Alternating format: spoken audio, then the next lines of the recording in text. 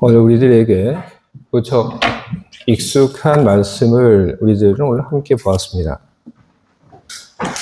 성전 그 앞에서 걷지 못하던 한 사람이 있었고, 그리고 그 사람을 만난 시몬 베드로, 그 사이에서 어떤 일들이 일어났는지를 기록하고 있는 것이 오늘 우리가 함께 보고 있는 이 성경 말씀입니다. 베드로는 성전 그 입구에서 걷지 못하고 항상 앉아 있으면서 다른 사람들에게 돈을 구걸하던 바로 그 사람의 다리를 예수 그리스도의 이름을 선포하고 고쳐주었습니다. 그랬더니 그 걷지 못했던 사람이 걷게 됩니다. 기적인 거죠. 걷지 못하게 된 그런 원인이 있을 텐데 그 원인이 제거가 된 것이 기적이고, 또 뭐가 기적이냐면 오랜 시간 걷지 못했기 때문에 걷지 못하게 된 그 원인이 제거가 되었다 할지라도 다리 근육이 약해져서 일어나 걸을 수가 없는데, 그럼에도 불구하고 걷지 못했던 사람이 일어나서 걷게 된 것, 이것 역시 기적입니다. 이거는 뭐 기적이라고 하는 말 이외에 다른 말로는 바로 이 현상이 설명되지 않습니다. 그런데 이런 기적을 통해서 다리의 그 문제가 해결이 되고, 그리고 걷게 된 이 사람이 걷게 된 다음에 뭘 하죠? 성경은 이 사람이 뭘 했는지에 대한 그런 기록을 하고 있습니다. 하나님을 찬송했다. 하나님을 찬송했다고 하는 이 말은 이 사람이 찬송가를 불렀다는 그런 이야기는 아닙니다. 물론 그럴 수도 있겠지만 그 이야기보다는 오늘 성경이 기록하고 있는 하나님을 찬송했다 하는 이 이야기는 하나님께 감사하고, 그리고 하나님을 높였다는 바로 그런 뜻입니다. 그런데 시몬 베드로가 바로 이 사람을 향하여 선포하는 것은 누구였냐면 예수 그리스도였습니다. 이 구걸하던 사람, 이 사람이 다 낫고 그리고 걷게 된 다음에 이 사람은 시몬 베드로에게 고맙다고 감사를 표현하지 않았습니다. 그리고 예수 그리스도에게 찬양을 올려드리지도 않았죠. 하나님의 이름이 바로 이 사건 속에서 등장한 적은 없습니다. 단 한 번도 베드로가 하나님의 이름을 언급한 적은 없습니다. 그런데 왜 구걸하던 그 사람은 하나님을 찬송하게 된 것일까요? 바로 그것은 시몬 베드로가 보여주었던 그 기적의 그 근원, 바로 그것이 하나님께 있기 때문에 그런 것입니다. 시몬 베드로, 바로 그 뒤에는 예수 그리스도께서 계셨고, 그리고 예수 그리스도 뒤에는 하나님이 계셨습니다. 그래서 구걸하던 그 사람이 자기 그 다리가 낫는 그 기적을 경험하고 나서 하나님을 찬송하게 된 것입니다. 바로 이런 이야기들 속에서 오늘 우리는 신자의 세 가지 삶의 모델을 바로 오늘 우리가 함께 나누고 있는 이 말씀 속에서 발견할 수 있습니다. 첫 번째 모델은 뭐냐면 은과 금을 주는 사람, 두 번째로는 걷게 만드는 사람, 세 번째는 하나님을 찬송하게 하는 사람. 우리는 바로 이와 같은 세 가지 신자의 모델을 바로 이 말씀 속에서 우리는 발견을 하게 됩니다. 그렇다면 우리는 어떤 사람이 되어야 할까요? 여러분, 우리는 다른 사람이 하나님께 찬송을 돌릴 수 있도록 만드는 그런 사람, 바로 그런 사람을 우리는 궁극적인 우리의 목표로 우리는 삼아야 하는 것입니다. 은과 금을 준다고 하는 것은 그거는 내가 가지고 있는 돈을 준다는 얘기죠. 조금 거기에서 좀 더 확대해서 이야기할 수도 있겠죠. 내가 가지고 있는 자원을 누군가에게 나눠준다. 걷게 만든다고 하는 것, 그것은 다른 사람의 그런 문제를 고쳐준다는 그런 이야기입니다. 어떤 사람에게 내가 가지고 있는 것을 나눠주거나 아니면 어떤 사람이 가지고 있는 그런 삶의 그런 어려운 문제를 해결해 주는 것. 이 모든 것이 참 아름다운 그런 일들입니다. 그러나 우리가 궁극적으로 가야 하고 그리고 우리가 추구해야 하는 그런 최종의 목표는 무엇이냐 하면 하나님께 영광을 돌리게 하는 사람들을 만들어가는 것. 바로 그것이 우리 궁극적인 목표입니다.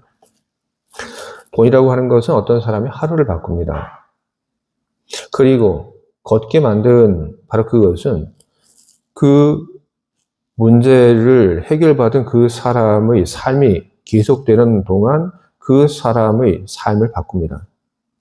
하지만 하나님을 찬송하게 되는 그런 사람을 만들게 된다고 한다면 그 사람은 영원이라고 하는 시간 동안 달라진 미래와 달라진 운명을 가지고 살아가게 되는 것입니다.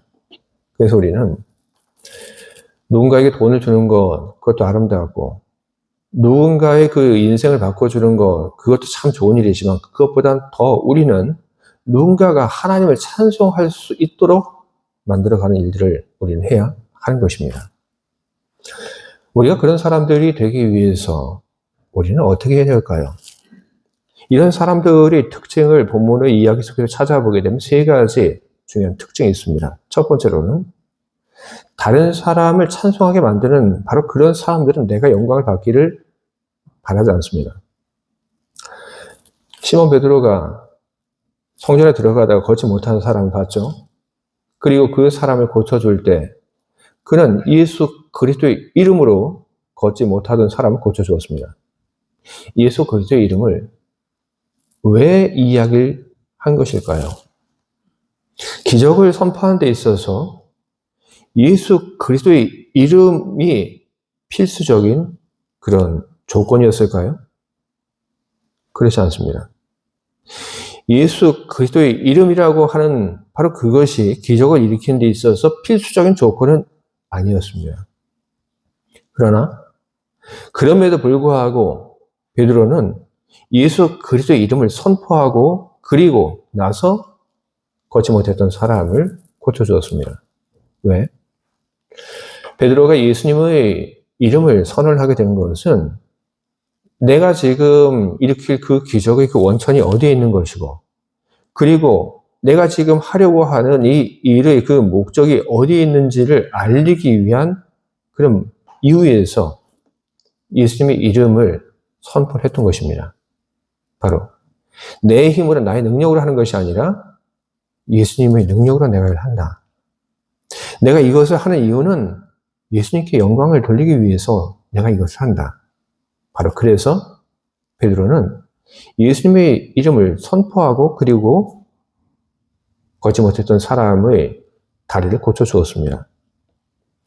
여러분, 우리는 바로 이렇게 우리는 살아갑니다. 여러분 자신들이 주목받기를 여러분 바라지 마시기 바랍니다. 성경 속에서는 하나님께서 받으실 그 영광을 가로챈 사람들의 이야기들이 있습니다. 그리고 그런 사람들이 어떤 삶을 살고 어떤 결말을 맞이하게 되었는지에 대한 그런 기록들이 성경에 있습니다. 사도행전 12장 20절을 보게 되면 헤롯 왕에 대한 얘기가 나옵니다. 예수님이 태어날 때 있었던 헤롯 대왕이 아닌 그 자손인 또 다른 헤롯 왕입니다. 근데 사도행전 21절을 보니까 이렇게 기록되어 있습니다. 헤롯이 나를 택하여 왕복을 입고 단상에 앉아 백성에게 연설하니 백성들이 크게 부르되 이것은 신의 소리요 사람의 소리가 아니라 하거늘 헤롯이 영광을 하나님께로 돌리지 아니하므로 주의 사자가 곧 친히 벌레에게 먹혀 죽으니라. 아멘. 하나님께 돌려져야 할 그 영광을 돌리지 않았죠. 그 결과 이 사람이 어떻게 되었는지에 대한 그런 이야기가 여기 있습니다. 다니엘 4장을 보게 되면 거기에는 느부갓네살 왕 이야기가 있습니다. 4장 30절입니다. 느부갓네살 왕이 말하이르되 이 큰 바벨론은 내가 능력과 권세로 건설하여 나의 도성으로 삼고 이것으로 내 위엄의 영광을 나타내는 것이 아니냐 하였더니 이 말이 아직도 왕의 입에 있을 때에 하늘에서 소리가 내려 이르되 느부갓네살 왕아 내게 말하노니 나라의 왕위가 네게서 떠남이니라. 그 후에 어떤 일들이 일어났냐 하면 이 느부갓네살 왕은 자기의 그 정신을 온전히 갖지 못하고 쫓겨났습니다. 그래서 소처럼 풀먹고 그리고 밖에서 이슬 맞고 이 사람의 머리털은 독수리 털과 같이 자랐고 손톱은 새 발톱과 같이 되었다. 성경은 그렇게 얘기를 합니다.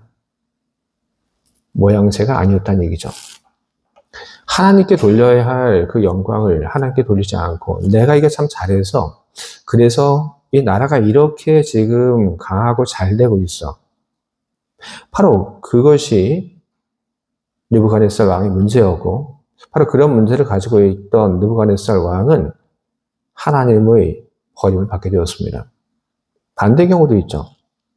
반대의 경우는 사도행전 14장에 기록되어 있습니다. 바울과 또 그 일행이 루스드라에 갔을 때 일입니다. 바울과 그 일행이 이 루스드라에 갔는데 거기에 가서 뭘 봤냐 하면 태어나서 단 한 번도 걷지 못한 사람을 보게 됩니다. 그리고 그 사람을 보고 바울과 그 일행이 어떻게 했냐면 그 걷지 못했던 사람의 그 다리를 고쳐줍니다. 그걸 다른 사람들이 봤어요. 다른 사람들이 그걸 보고 나서 그래서 다른 사람들이 흥분했습니다. 흥분해서 어떻게 했냐면 사도행전 14장 11절입니다. 무리가 바울이 한 일을 보고 루가오니아 방언으로 소리 질러 이르되 신들이 사람의 형상으로 우리 가운데 내려오셨다 하여 바나바는 제우스라 하고 바울은 그 중에 말한 자이므로 헤르메스라 하더라. 10회 제우스 신당의 제사장이 소와 화관들을 가지고 대문 앞에 와서 무리와 함께 제사하고자 하니. 아멘. 사람들이 보고 놀랬던 거죠. 이런 기적이 어떻게 일어날 수 있어? 이건 도대체 사람이 할 수 있는 건 아니야. 그래서 사람들이 공통적으로 가졌던 생각이 뭐냐 하면 이건 인간의 모습으로 나타난 신이다. 그래서 제사하려고 했죠.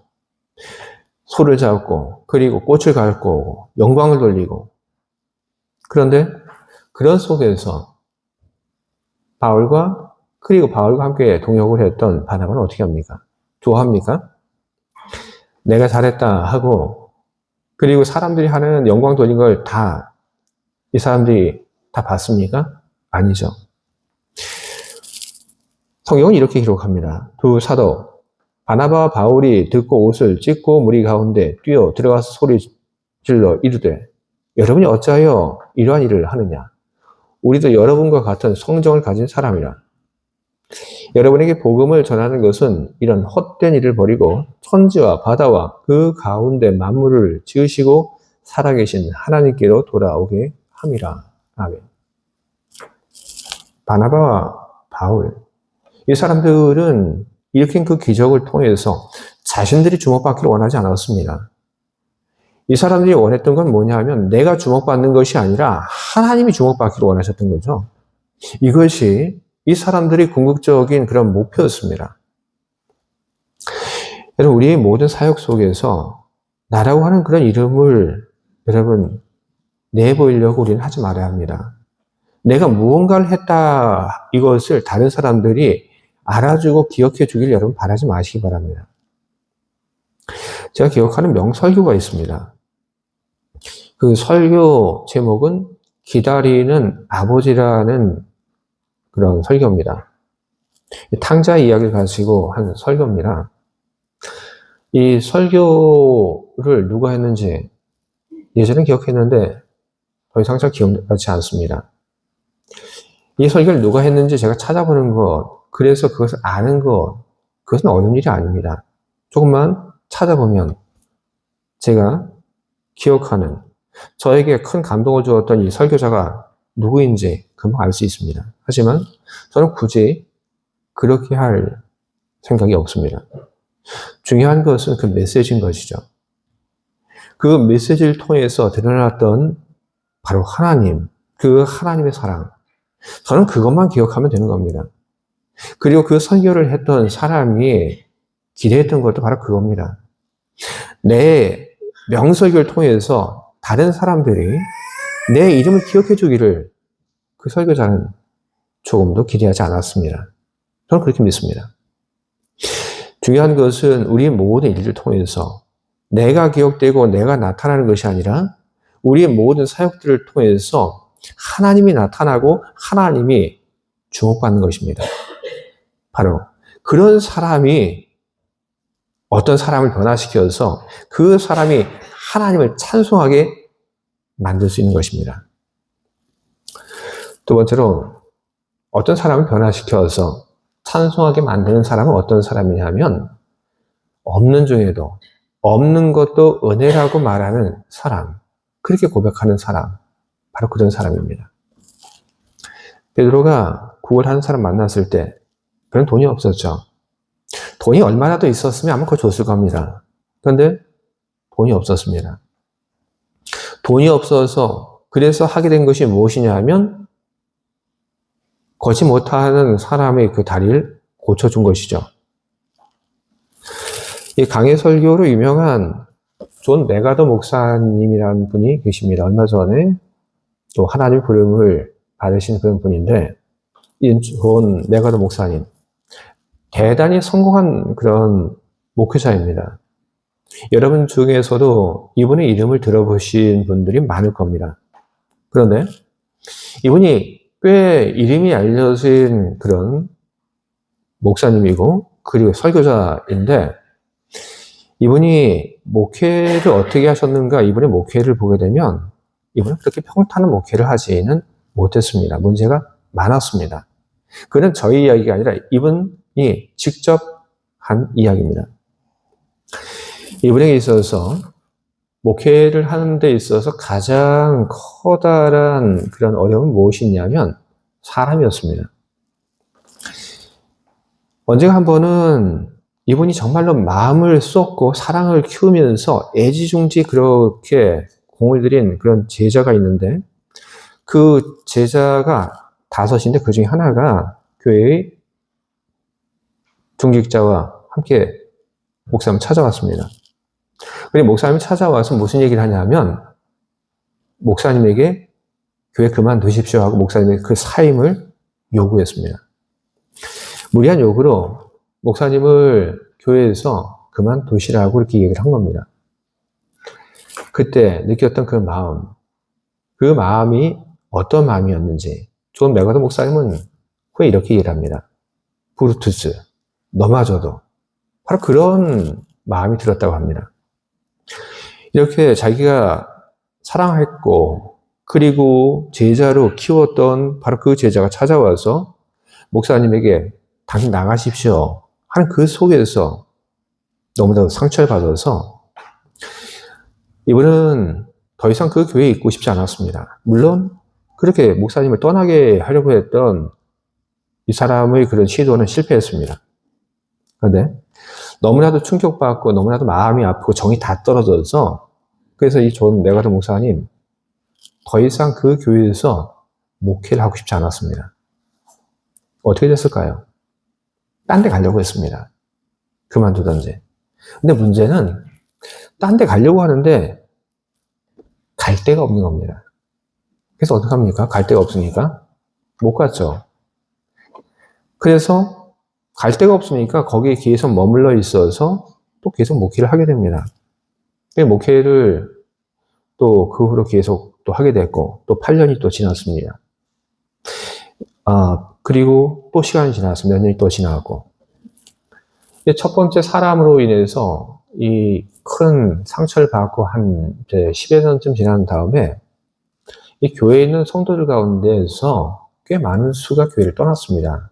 한 250명 정도가 교회를 떠났습니다. 왜 교회를 떠났나?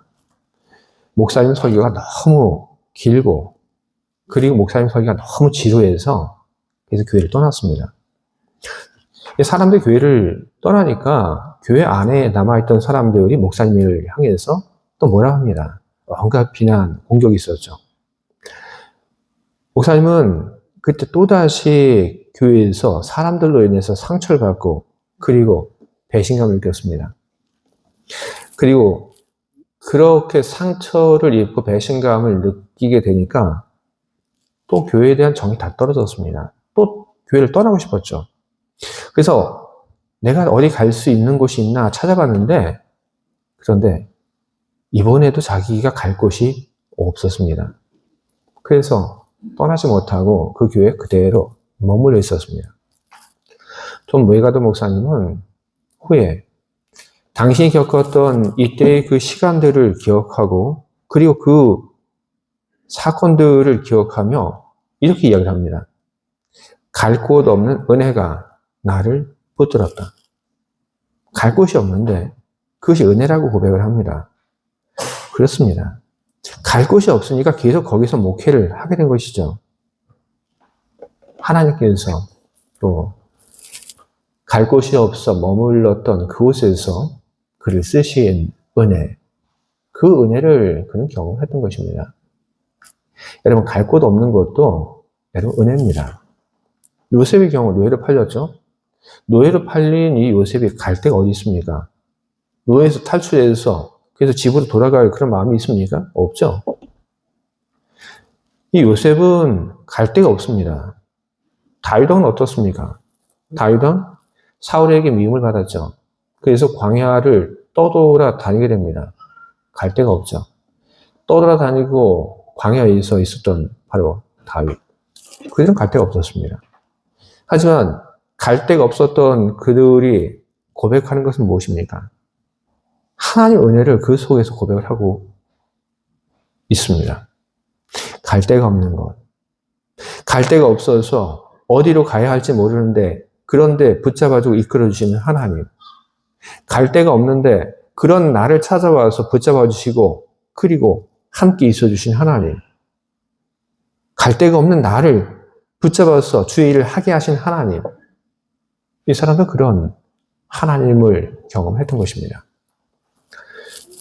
그래서 여러분, 갈 데가 없는 것, 여러분, 그것도 은혜입니다. 갈 데가 없는 것만 은혜가 아니라, 여러분, 돈이 없는 것도 여러분 은혜입니다. 돈이 없으니까 여러분 어떻게 합니까? 딴짓을 못하죠. 돈이 있으면 딴짓합니다. 그러니까 여러분, 돈이 없는 것도 은혜입니다. 세 번째로, 누군가를 변화시켜 하나님을 찬송하게 만드는 사람은 어떤 사람이냐면 착한 행실이 있는 사람입니다. 우리는 돈이 없을 수 있습니다. 우리는 베드로처럼 한 번도 걷지 못한 사람을 고쳐주는 그런 능력이 없을 수도 있습니다. 그러나 우리에게는 그런 것이 없을지라도 우리는 무엇은 우리들이 가지고 있냐 하면 우리는 착한 행실이라고 하는 것. 우리는 그것이 있고 우리는 그렇게 살아갈 수 있는 능력은 우리들에게 있습니다. 바로 그 착한 행실이라고 하는 것이 사람을 바꿉니다. 마태복음 5장 14절 그 이하를 보게 되면 이렇게 기록되어 있습니다. 너는 세상의 빛이라. 산 위에 있는 동네가 숨겨지지 못할 것이요 사람이 등불을 켜서 말 아래에 두지 아니하고 등경 위에 두라니 이러므로 집안 모든 사람에게 비추느니라. 이같이 너희 빛이 사람 앞에 비치게 하여 그들 너희 착한 행실을 보고 하늘에 계신 너희 아버지께 영광을 돌리게 하라. 아멘. 우리의 착한 행실이 사람들에게 감동을 줍니다. 그리고 우리의 그 착한 행실이 사람들에게 감동을 주고, 그리고 그 감동은 어떻게 나타나냐면 하나님을 만나고, 그리고 그 사람이 하나님을 찬미하게끔 그렇게 만들어 나갑니다. 그래서 우리는 착한 행실을 통해서 사람들을 우리는 변화시킬 수 있습니다. 근데 여러분, 이 착한 행실이라고 하는 건 어떤 걸까요? 그것은 도덕적으로 좋은 행동을 이야기하는 것도 아닙니다. 내가 생각하기에 이건 정말 착한 행동일 것 같다. 여러분, 그런 걸 성경은 이야기하는 건 아닙니다. 착한 행실이라고 하는 것은 어떤 것이냐면 마태복음 5장부터 7장까지 기록되어 있는 예수님의 말씀, 삶의 원리, 바로 그것을 실천하는 것, 바로 그것이 착한 행실입니다. 제가 앞서 인용했던 말씀, 너희 착한 행실을 보고 하늘에 계신 너희 아버지께 영광을 돌리게 하라. 이 말씀이 어디 나와 있습니까? 마태복음 5장인 거죠. 마태복음 5장에 기록되어 있는 그런 삶의 원리, 이렇게 살아라, 이렇게 행동하라. 여러분, 우리는 바로 그 일들을 우리는 해 가야 하는 것입니다. 그 일들을 해 가는 것이 그것이 바로 착한 행동인 것이지, 내가 이거 의롭다 여기는 것, 아니면 도덕적으로 이건 맞는다라고 생각하는 그런 윤리적인 행동을 하는 것, 바로 그것이 성경이 이야기하고 있는 착한 행동은 아닌 것입니다. 근데 마태복음 5장부터 7장을 보게 되면 여러분, 거기에는 참 많은 그런 삶의 원리들이 나오고 있습니다. 이렇게 살아라, 이렇게 행동해라. 우리는 이제 이것을 우리는 붙잡고 우리는 살아가야 합니다. 어떻게 하면 될까요? 여러분, 마태복음 5장부터 7장까지 있는 그 모든 것을 다 보고 그걸 다 기억하면 한 번에 우리는 절대로 우리는 그걸 다 지키며 살아가지 못합니다. 우리 한계인 거죠. 그래서 어떻게 해야 되는가? 한 개씩 붙잡으시 바랍니다. 마태복음 5장에 있는 말씀, 6장, 7장, 그 가운데 어느 것이라도 좋습니다. 제일 처음 시작되는 말씀 하나부터 붙잡아도 되고 5장부터 7장까지 있는 그 말씀 중에 가장 여러분의 마음속에 쑥 들어오는 것이 있다면 그걸 붙잡으시기 바랍니다. 그리고 여러분, 기간을 설정하시기 바랍니다. 일주일 혹은 한 달. 여러분, 기간을 설정하시기 바랍니다. 내가 이 말씀 가지고 그리고 또 다른 말씀 가지고 앞으로 내가 일주일 동안 내가 이 말씀대로 살겠다. 아니면 나는 한 달이라고 하는 기간 동안 이 말씀을 가지고 살겠다. 여러분, 그렇게 살기 바랍니다. 우리들이 마태복음에 기록되어 있는 5장부터 7장에 있는 그 말씀들, 그 하나를 붙잡고 우리가 한 주를 살고, 그리고 그보다 더 길게 우리들이 한 달을 우리들이 살게 된다고 한다면, 그런 그 말씀들은 우리 안에 머물게 되고, 그건 우리 습관이 되게 되는 겁니다. 그렇게 한 다음에, 우리는 또 다른 말씀 붙잡고, 일주일 살기. 우리 어디 가면 우리 그런 얘기 많이 하죠. 뭐 스위스에서 한 달 살기, 아니면 또 어디 아프리카인가요? 아프리카에서 한 달 살기. 우리 많이 하지 않습니까? 아니면 뭐 일주일 살기. 여러분, 다른 나라에 가서 한 달 살기, 일주일 살기, 여러분 그것만 여러분 하지 말고 하나님 주신 이 말씀 가지고 일주일 살기, 한 달 살기, 여러분 그렇게 하시기 바랍니다. 바로 그렇게 할 때 우리는 조금씩 더 좋은 쪽으로 우리는 변화가 되게 되는 것이고, 그리고 성경에 기록되어 있는 그 말씀을 살아갈 수 있는 힘을 우리는 얻게 되는 것입니다.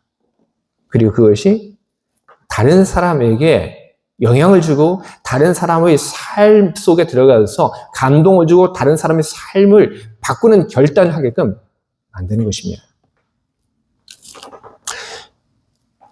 주의 사랑하는 교회 여러분, 우리는 참 시몬 베드로의 이야기, 시몬 베드로가 사람 고쳐주는 그 이야기 우리 참 많이 봤습니다. 그리고 우리는 이 이야기를 참 많이 보면서 우리는 도대체 뭘 해볼 그런 생각을 우리는 못했습니다. 왜냐하면 우리는 베드로와 같은 그런 능력이 없기 때문에 그런 것입니다. 우리 중에 누가 시몬 베드로처럼 한평생 걷지 못했던 사람을 걷게 만들어줄 수 있는 그런 능력을 가지고 있습니까? 우리가 그런 능력이 없었기 때문에 우리는 무력감을 느꼈죠. 그래서 우리들이 했던 건 뭡니까? 우리 자신을 구걸했던 바로 그 사람에게 투영하거나 아니면 성전 미문이 무엇인지 그 이야기만 잡고 늘어졌던 것이 바로 우리 예전의 모습입니다. 그러나 구걸했던 사람, 그 사람을 우리에게 투영하는 것, 그것은 지나간 과거입니다. 언제까지 우리들이 그렇게 할 것입니까? 하나님 마음, 이 말씀을 통해서 하나님께서 우리들에게 전하기 원하시는 하나님 마음은 무엇입니까? 바로 그것은 하나님을 모르고 복음을 모르고 살아가는 사람들, 바로 그런 사람들의 삶 속에 들어가서 그 사람들의 삶을 변화시키는 것, 바로 그것이 하나님 마음이고, 바로 그것이 하나님께서 우리들이 기대하는 바인 것입니다. 여러분, 돈이 없고 누군가의 그 병을 고쳐줄 만한 그런 능력이 없을지라도 우리는 누군가를 변화시키고 그리고 그 사람이 하나님을 찬송하게 만드는 그런 일들을 우리는 능히 할 수 있습니다. 그것은 우리 모두에게 가능한 일입니다. 그러니 여러분의 삶을 통하여 먼저 하나님께 영광을 돌리시기 바랍니다. 그리고 다른 사람들이 하나님을 찬송할 수 있도록 여러분 또한 세상 속에 들어가서 여러분 일하시기 바랍니다. 하나님은 그런 우리를 기뻐하실 것이고, 그리고 그런 일들을 해갈 때 우리는 성취감과 그리고 보람을 우리는 느끼게 될 것입니다. 오늘 당장 겸손한 마음으로 선한 일을 하시는 여러분이 되시기 바랍니다. 선한 마음과 그리고 선한 목표 위에 주님의 은총과 능력이 함께하기를, 그리고 변화된 사람들이 주님을 찬송하는 그런 결과들이 계속해서 우리의 삶 속에 나타날 수 있기를 간절히 소원하고, 그리고 그 일들을 하는 여러분들 모두에게 주님이 주시는 은총이 언제나 함께하기를 주님의 이름으로 축원을 드립니다. 아멘.